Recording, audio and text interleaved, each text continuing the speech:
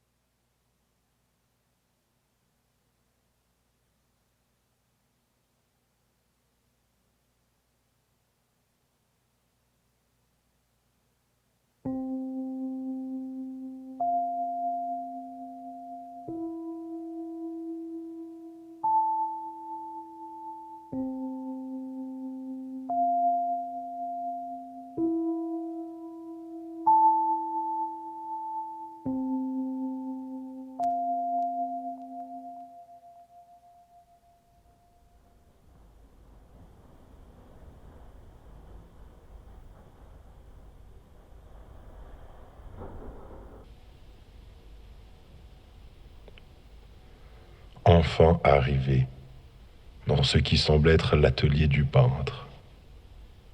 Oui, ou du moins l'atelier d'un peintre. À en juger par la présence d'un drôle de personnage silencieux, immobile et pensif, fixant de ses regards le fin enchevêtrement des fils composant le tissu apprêté, qui dissimule, lui, l'amoncellement de briques qu'on appellerait plus communément un mur.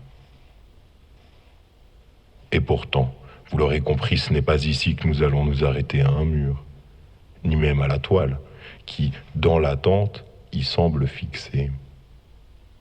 Car oui, par les faits, l'atelier d'un peintre est l'endroit où toute chose est concevable et conçue.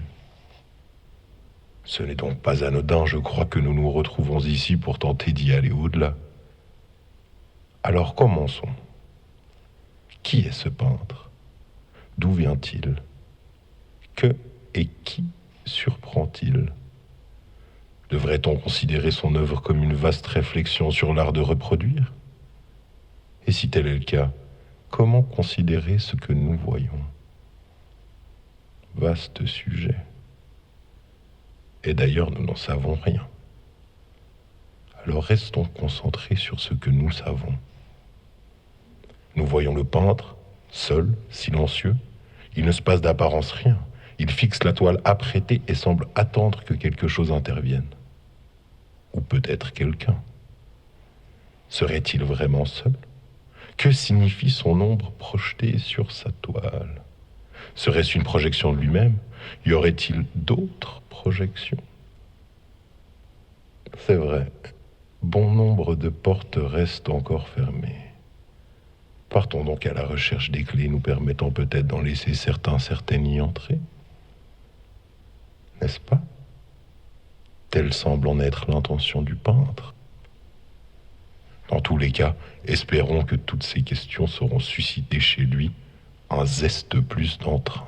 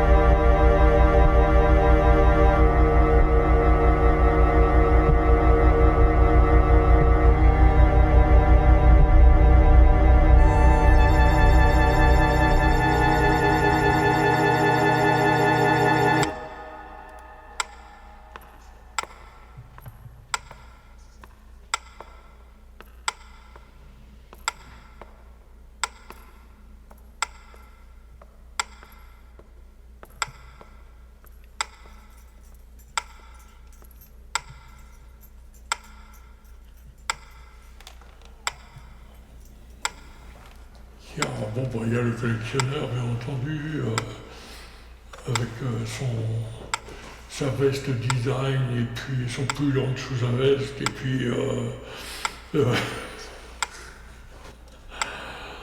qui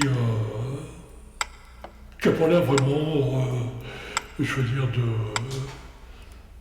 de croire à ce qu'il raconte. C'est-à-dire qu'en fin de compte, il a une opinion, puis dans la phrase d'après, il la contredit.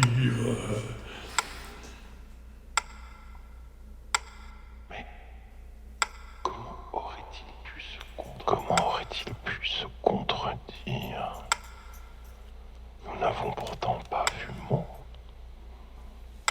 Mais surtout, c'est cette histoire de peinture, d'histoire, ces peintres d'histoire, qui font des peintures de personnages. Et c'est quelque chose qui m'est complètement étranger. Je ne fais jamais de personnages dans mes peintures. Et pourtant...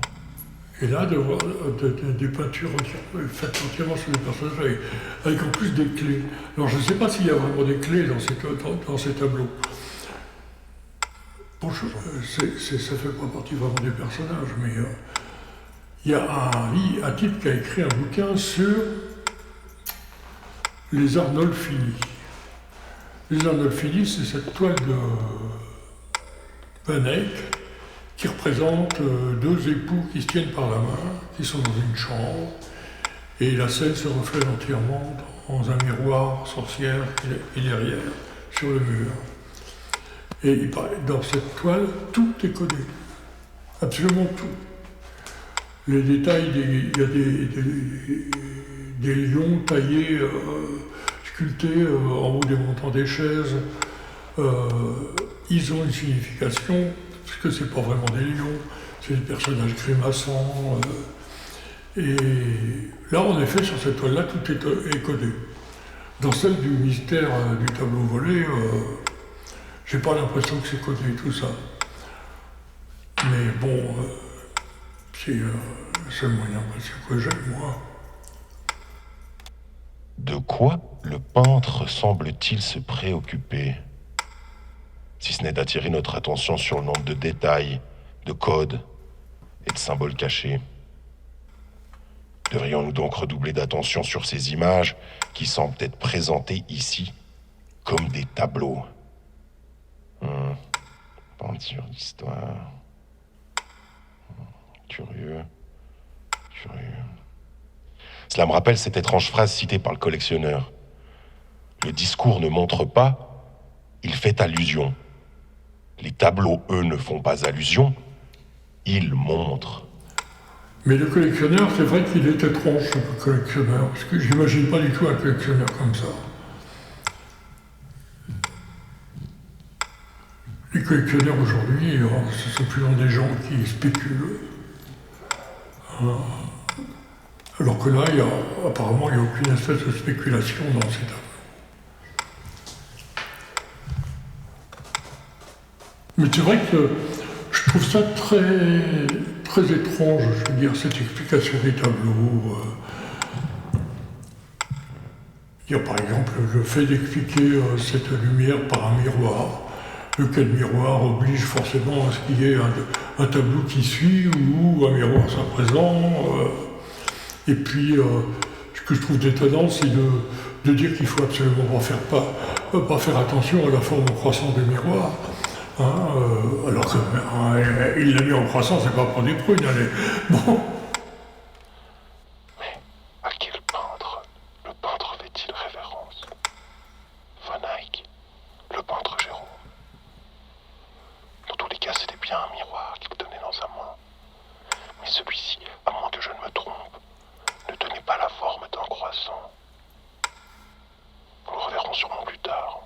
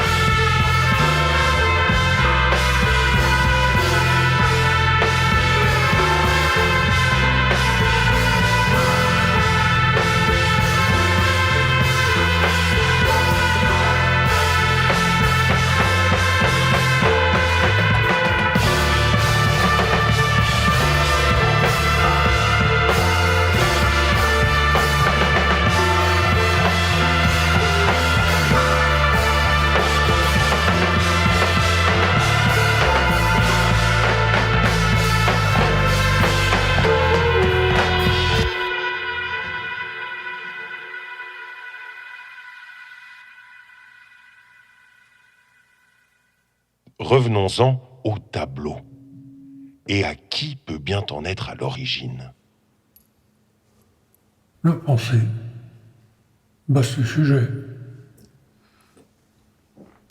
Quel genre de pensée? Des mauvaises pensées. Oui. La pensée, c'est... comment dire...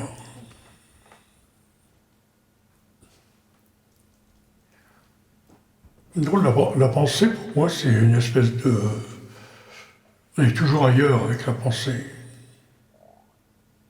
Et toujours en espèce de dialogue avec cet interlocuteur intérieur.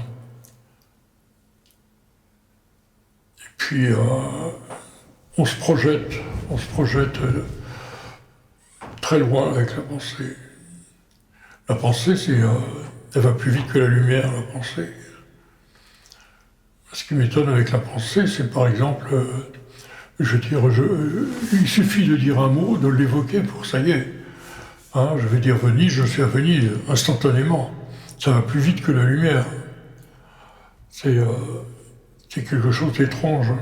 Parce que, justement, on parlait tout à l'heure d'une vie future après la mort. Et tous les mécanismes qui font que la pensée existe dans notre cerveau, d'un seul coup, elles sont réduites à néant. Comment ça se fait que la pensée résisterait? Que la pensée surnagerait? Que la pensée, elle serait toujours là?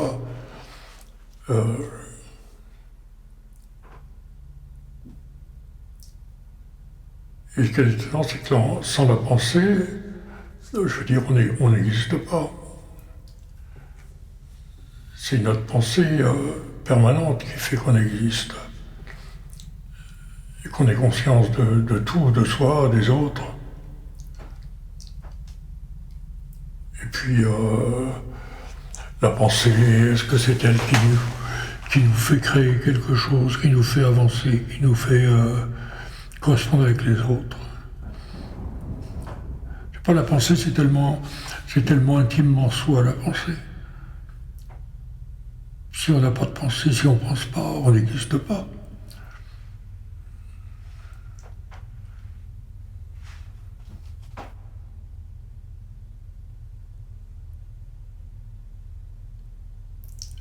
Je trouve que la pensée, même quelqu'un qui ne bouge pas de chez lui, qui reste assis sur son tabouret toute la journée, même quelqu'un qui ne lit pas, il a une pensée. Quel type de pensée il peut avoir, j'en sais rien du tout. Mais il est forcé de penser à quelque chose. Moi, je suis toujours étonné des gens qui, quand on leur dit à quoi tu penses, à rien. Mais c'est pas vrai, on pense toujours à quelque chose. C'est impossible de rien penser. Il dit, ne pensez à rien. Allez, abandonnez cette pensée, ne pensez à rien. Videz-vous l'esprit. C'est pas vrai, on pense toujours à quelque chose. Même quand on médite et qu'on veut se vider la pensée, faut prendre un thème de méditation. Parce que c'est pas possible d'avoir la tête vide de rien.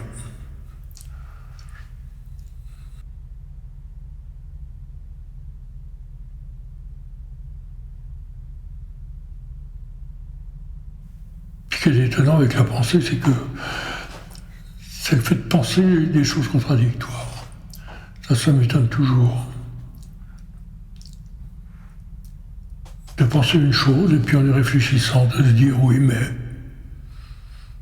Et à ce moment-là, le contraire s'installe. Pourquoi pas?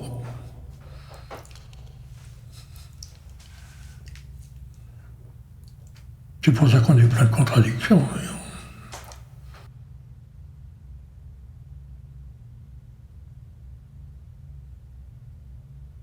Le peintre, la pensée, le collectionneur, en effet, tous sont portés à la contradiction. Le peintre est en train de nous dire que la pensée serait à l'origine de ses propres tableaux. Et pourtant, la pensée apparaît ici avec une trompette. N'aurait-elle pas plutôt un rôle à jouer avec la musique. Ne devrions-nous pas plutôt nous tourner vers elle pour essayer de comprendre? Mais désormais, par qui ou par quoi se laisser guider?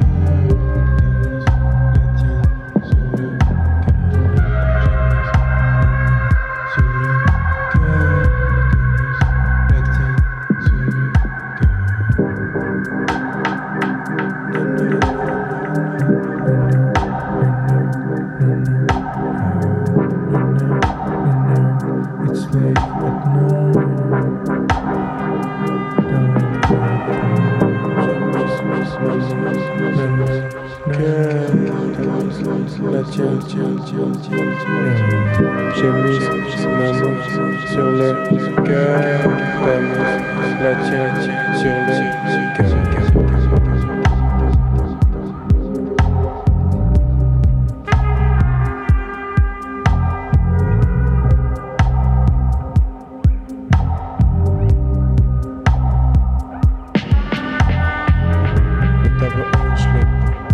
tableau 2, je l'ai pas. Le tableau 3, je l'ai pas. Le tableau 4, je l'ai pas. Le tableau 5, je l'ai pas. Le tableau 6, je l'ai pas. Le tableau 7, je l'ai dans ma mémoire. J'ai mis sur le cœur. T'as mis la tienne sur le cœur.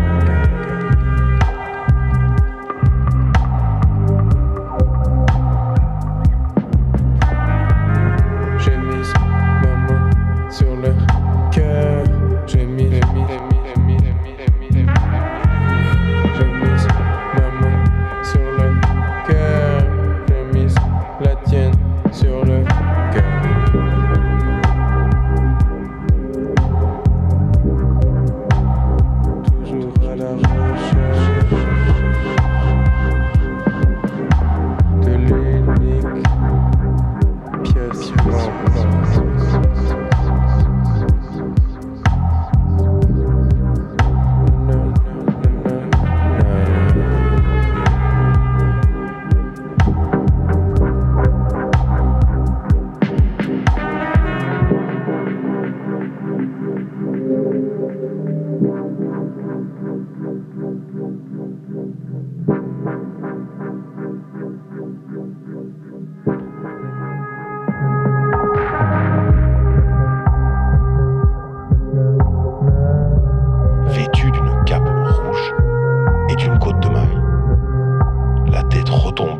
épaules.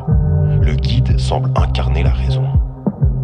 Plein de sagesse, il guide la pensée qui nous guide et semble naviguer dans les tableaux comme dans son propre jardin. Et celui qui vient structurer l'espace et le temps, devrions-nous encore redoubler d'attention vis-à-vis du protagoniste ? C'est vrai. C'est vrai que le guide éclaire et était éclairé tout du long. Cependant, il est donc impératif de prendre conscience que, du fait de sa complexité et de son rôle central, il ne se résume de loin pas à ces aspects évoqués plus tôt, mais arrivé trop tard. Mais tout cela ne doit pas pouvoir se résumer à des questions de lumière. Quoique, il ou elle pourrait bien incarner un rôle central dans cette histoire, mais quelle histoire ? Oh, c'est une histoire... Ça commence par le sacrifice. Non, c'est pas ça. Il y a plusieurs protagonistes. On suit la vie de différents protagonistes. Et puis, dans les morceaux qui leur sont réservés, il y a des flashs où on les voit dans une situation particulière qui n'est pas très lisible, pas très compréhensible. Ils sont pas tout seuls, ils ont l'air de peiner, ils ont l'air d'être mal. Mais juste des flashs comme ça. Et puis, petit à petit, ils vont tous plus ou moins mourir au cours du film. Mais plus ça va, plus ils approchent de leur mort et plus les flashs deviennent longs. Et à un moment, les moments longs deviennent le véritable film. Jusqu'à maintenant, serions-nous en train de nous tromper, ou de nous faire tromper ? À force de redoubler de concentration sur des détails particuliers, serions-nous pas en train de passer à côté des détails qui, eux, se caractérisent par leur non-particularité ? Tout ceci, alors que nous pensions que tout cela devait se tenir uniquement à l'habileté manuelle complexe et plurielle du peintre. C'est pas une habileté manuelle, bon, il y a une habileté manuelle bien sûr, mais un jour j'étais sur une plage avec un copain et puis j'étais en train de discuter avec lui et pour qu'il comprenne mieux ce que je racontais, avec mon pied, je dessine sur le sable ce que je raconte. Et puis à un moment je me suis dit mais mon dessin est juste, j'ai aucune habileté dans mon pied. Donc c'est mon œil. Son œil ? N'était-il pas celui de la pensée ? Serait-ce une question de regard ? Le peintre nous suggère peut-être qu'au-delà même de l'histoire, de sa narration, c'est probablement une question d'ensemble. Oui, une image vaut 1000 mots, mais une image avec 1000 mots vaut plus que toutes les images ou tous les mots. Mais alors, que regarder ? L'image ? Les mots ? Mais comment regarder ? Ou plutôt, comment regarder plusieurs choses à la fois ? Comment voir ce qui est nécessaire à la compréhension du film ? Enfin, des tableaux ? Il y a des règles bien précises, hein. C'est 5, 7, 5 syllabes, 7 syllabes, 5 syllabes. Et il faut qu'il y ait une césure en plus. Et souvent la césure, elle amène à une espèce de basculement dans le sens des deux premiers vers, quoi. Mais c'est ça qu'il faut être attentif, hein. Faut être attentif à l'instant et puis se laisser aller, quoi. Mais c'est une attitude, quoi, c'est ça. La poésie, elle est partout, elle est en permanence. Il faut y être sensible. On y est sensible ou on n'y est pas sensible. 5, 7, 5. 5, 7, 5. 5 syllabes, 7 syllabes, 5 syllabes. Il s'agit forcément d'un code. D'une clé. c'est essayer de percer le mystère. Le mystère, il est toujours là, on ne le perce pas, le mystère. Mais c'est au moins essayer de passer derrière. Hein, on n'y arrive pas, mais on essaie. Parce que le mystère, il est toujours là, toujours présent, de toute façon. Et en essayant de percer, en fin de compte, il s'installe sur la toile. Et c'est ça, en fin de compte, que je recherche, c'est de rendre le mystère sensible.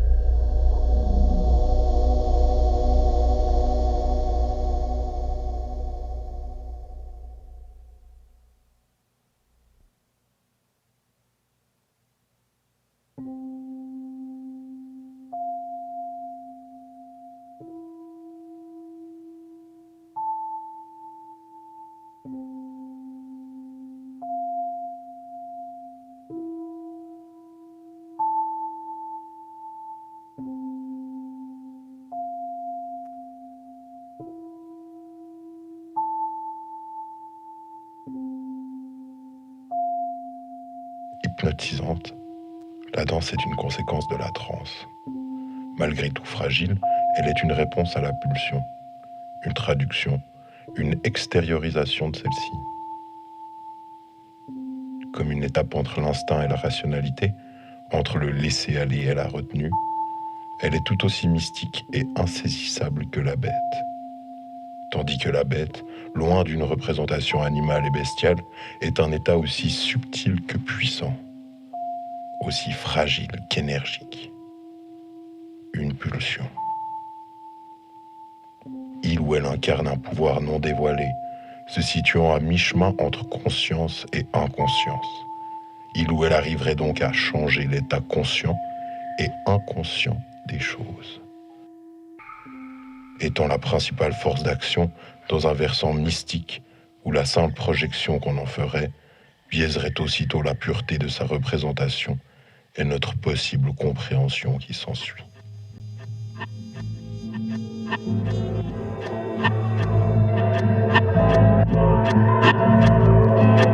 Dans mon Range Rover, mega cash, making cash. J'suis dans le Range Rover, cash, mega cash,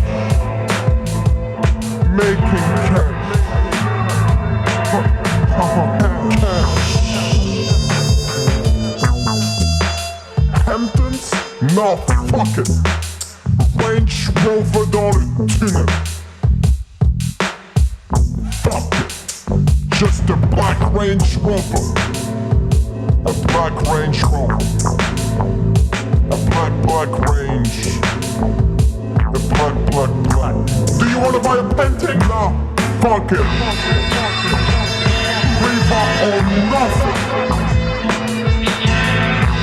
Cash.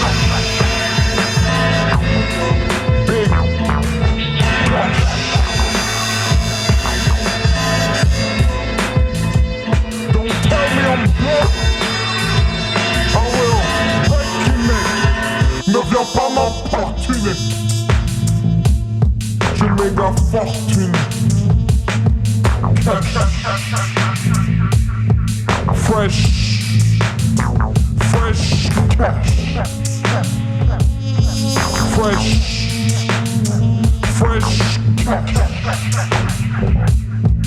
Fresh big cash.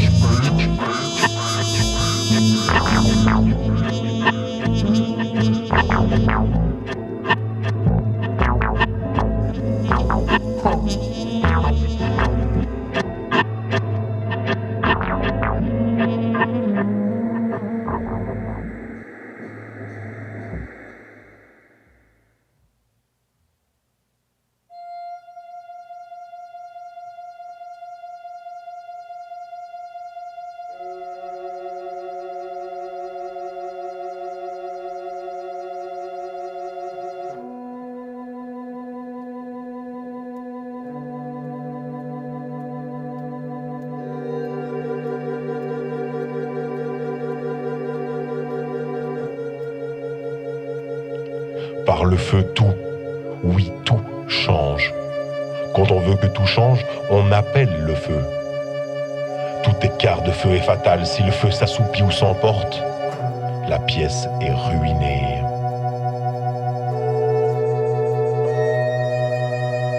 Alors que l'arbitraire du clair-obscur n'échappe maintenant plus à personne, pourquoi faut-il que certaines clés, pas nécessairement les plus importantes, soient vues privilégiées par l'éclairage, et pourquoi d'autres doivent-elles encore demeurer dans l'ombre?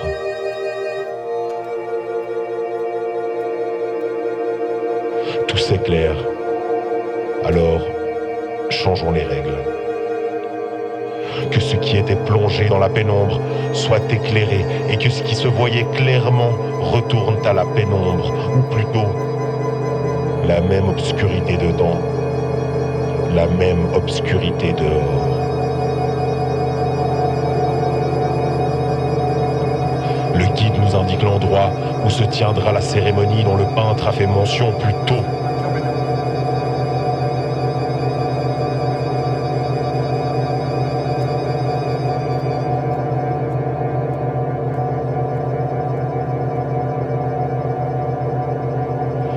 une fois encore,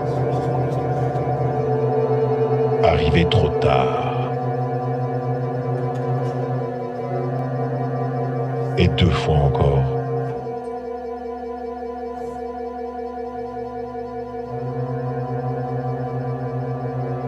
Arrivé trop tard.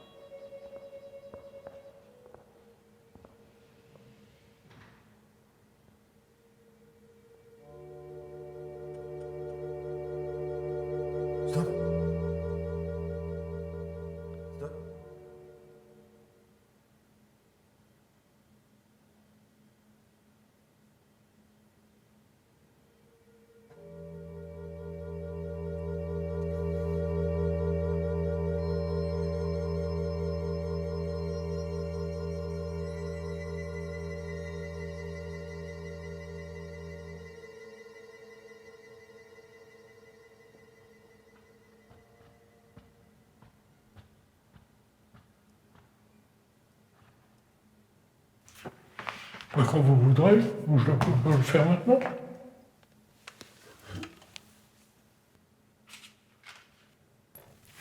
Celui-là, j'aime bien parce que c'est, on l'a tous vécu, ce truc. Abeille prisonnière, bourdonnant derrière le store. Agonie d'été. Hier, dernier jour de l'année. Aujourd'hui, premier jour de l'an. Et demain?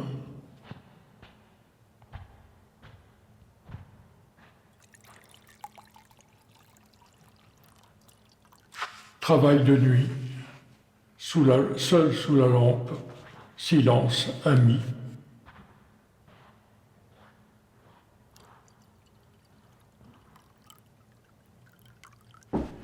Vieux calepin oublié au fond d'un tiroir, abîme de mémoire. La nuit, sous la lampe, mon reflet dans la vitre est un inconnu.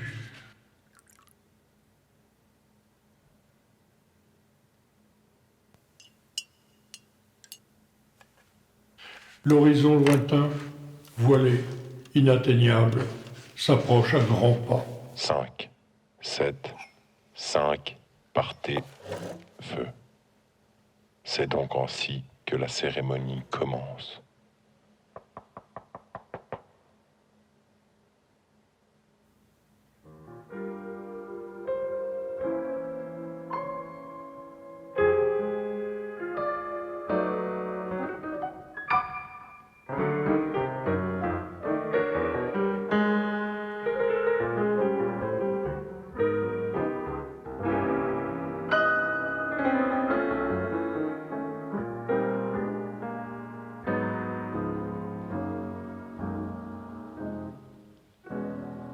Les gens de qualité savent tous en avoir rien compris. On peut donc comprendre ici que parler en termes de qualité revient à parler d'appétit. Ce qui nous amène donc à concevoir que la qualité n'a ici que très peu à jouer au-delà de la tendresse du bœuf, par exemple. Car c'est bien la digestion qui importe, oui. N'oublions pas que manger est un passage entre la matière et la vie. La digestion transforme l'inanimé, le matériel, en vie, en potentiel immatériel. Voilà comment les conviés se nourrissent.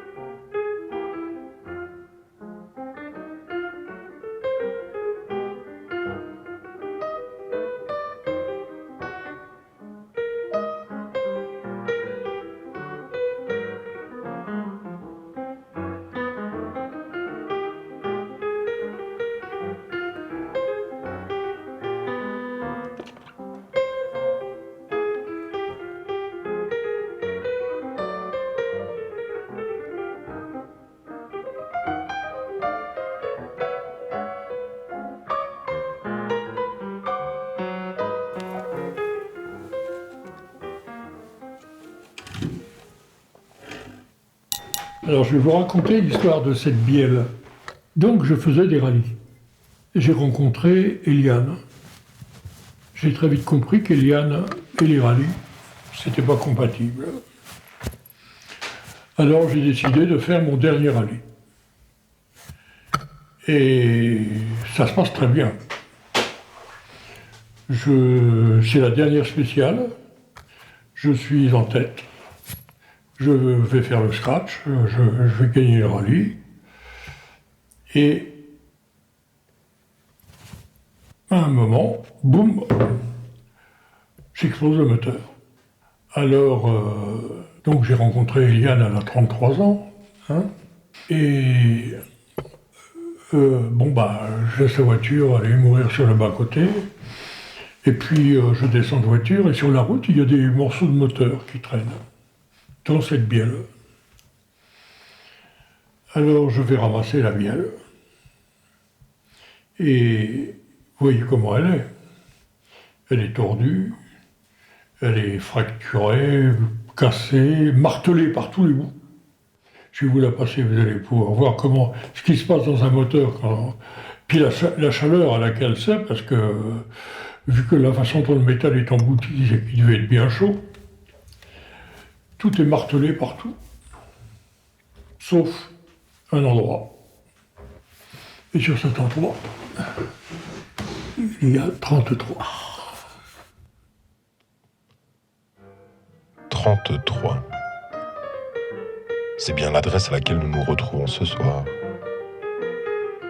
Et pourtant, l'adresse est une question bien épineuse et plutôt centrale du film. Car l'adresse est aussi bien l'habileté, le contexte et l'interaction. En effet, notre adresse au Mikado se traduit par notre capacité à soulever les baguettes sans en ébranler d'autres. Mais notre adresse où se déroule le Mikado, ou plus simplement l'adresse où se déroule le jeu d'adresse, porte un numéro, le 33, et représente l'emplacement, le contexte dans lequel se joue l'adresse, désignant cette fois-ci aussi bien tout ce qu'on tente à projeter au Mikado que la manière dont on va s'adresser aux autres participants du jeu d'adresse.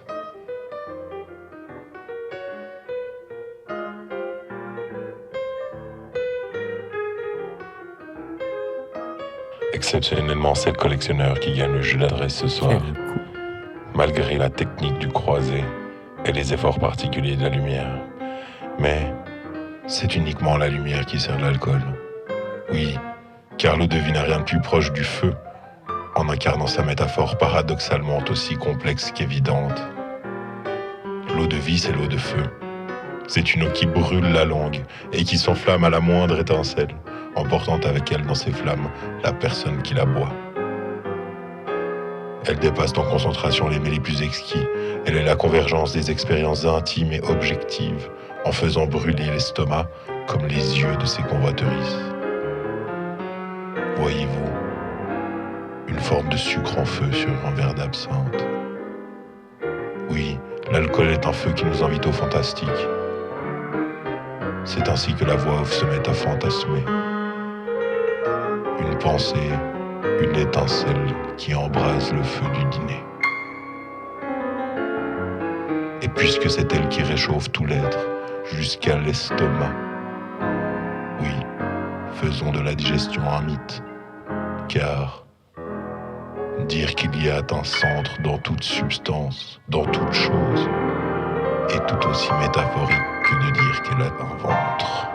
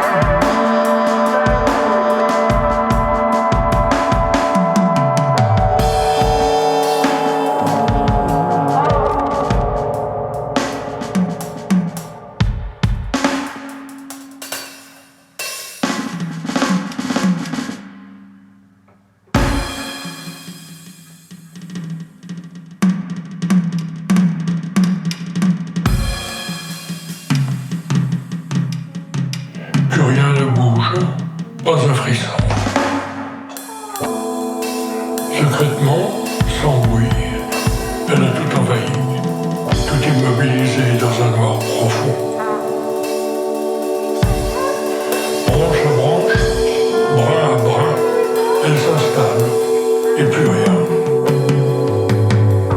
Fibre à fibre, veine à veine, la nuit s'est installée dans le creux de mon corps.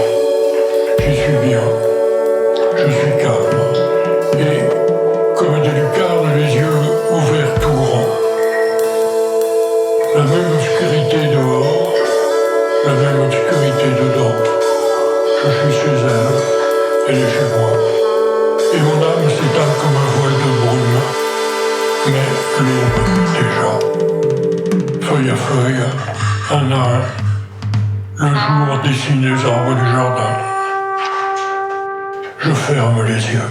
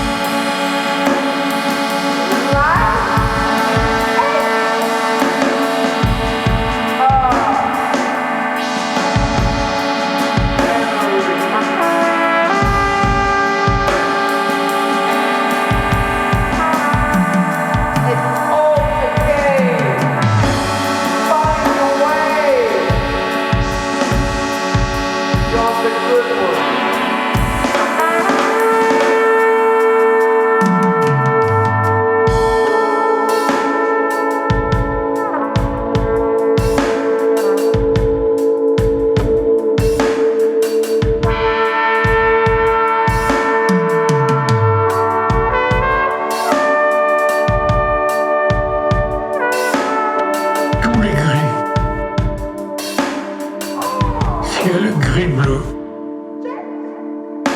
nuée gris-rose. Mon âme explose et se recompose comme un vol des tourneaux sur la plage du ciel. À la plume, sublime, à l'encre de Chine.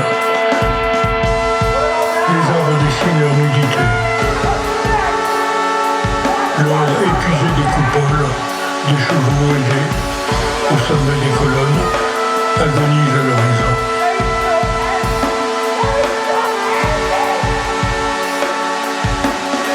Les autoroutes voyantes, cigares incandescents bourdonnent sans fin, autour d'un obélisque amnésique et d'inconsolables fontaines. Les ordres lumineux organisent le chaos. Comme une plaie ouverte, l'autoradio déverse sa musique formatée dans ma bulle métallique. Pourtant je vis. Je hurle de peur, je crie de rage, je pleure de joie, je meurs d'amour. Ma vie explose et se recompose comme un vol des tourneaux sur la page d'un ciel qui grisonne. Fin d'après-midi. Hiver à Babylone.